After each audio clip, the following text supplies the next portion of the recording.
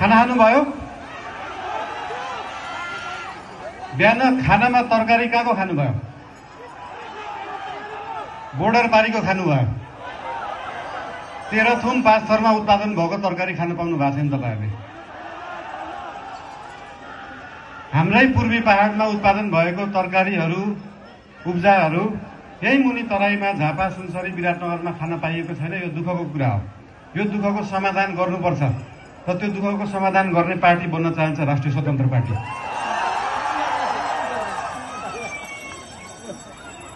पूर्वी तराईका 3वटा 4वटा जिल्लाको फुल पोटेन्सियलमा धान उत्पादन गर्ने हो, चामल उत्पादन गर्ने हो भने देशभरिलाई खान पुग्छ।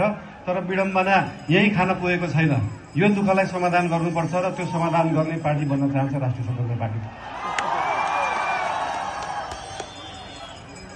बर्खामा बाढी आउने, बाढीले खेती योग्य जग्गाहरू सबै बालुवाले पुरिदिने, सुक्खामा पानी नपाउने, सिँचाइ गर्न नसक्ने खेती योग्य जग्गाहरूलाई त्यतिकै राख्नु परेको हुन्छ। बेला बेलामा बाढी समाधान गर्न तटबन्ध बनाउने र सुक्खाको समयमा सिँचाइ दिने पार्टी बन्न चाहन्छ राष्ट्रिय स्वतन्त्र पार्टी।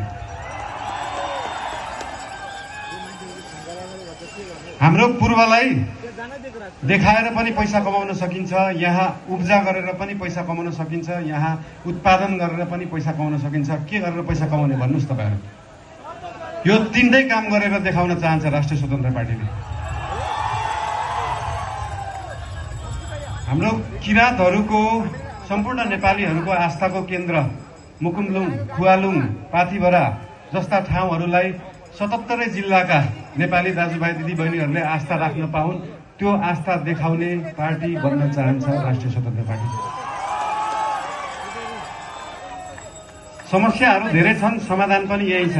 समस्या र समाधानलाई भेटाउने काम भएको छैन, त्यो भेटाउने काम गर्न चाहन्छ हाम्रो पार्टीले।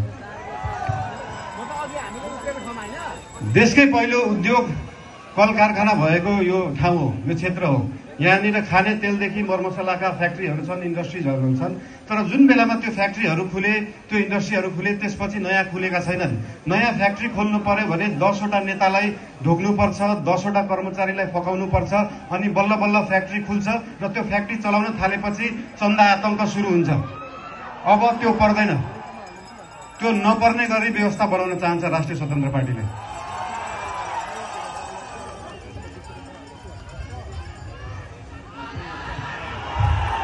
I love you too. I love you too.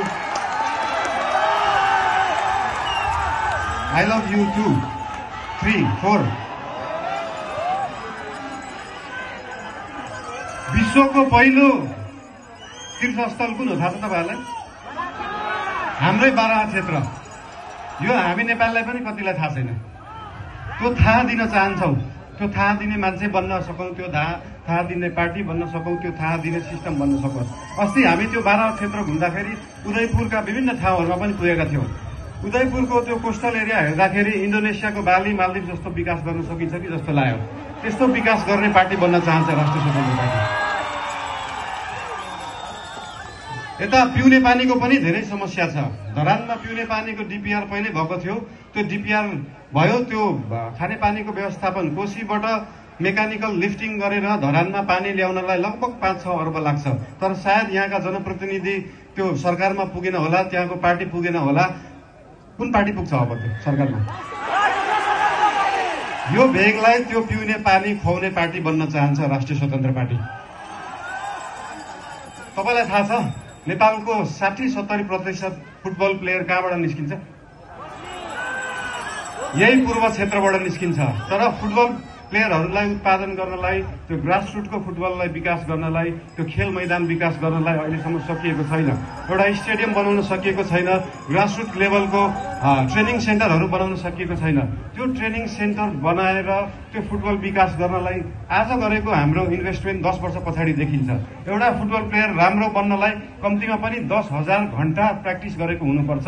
त्यो प्र्याक्टिस गराएर राम्रो फुटबल प्लेयर उत्पादन गर्ने स्वभाव बोक्ने पार्टी बन्न चाहन्छ राष्ट्रिय स्वतन्त्र पार्टी। र अन्त्यमा जसरी यो सिलाम साकमा लाजु छु, त्यो सिलाम साकमाले मृत्युलाई छेक्छ, मान्छेलाई कालबाट जोगाएर राख्छ, त्यसरी नै देशलाई जोगाउने पार्टी बन्न चाहन्छ राष्ट्रिय स्वतन्त्र पार्टी। धेरै धेरै धन्यवाद। नमस्कार।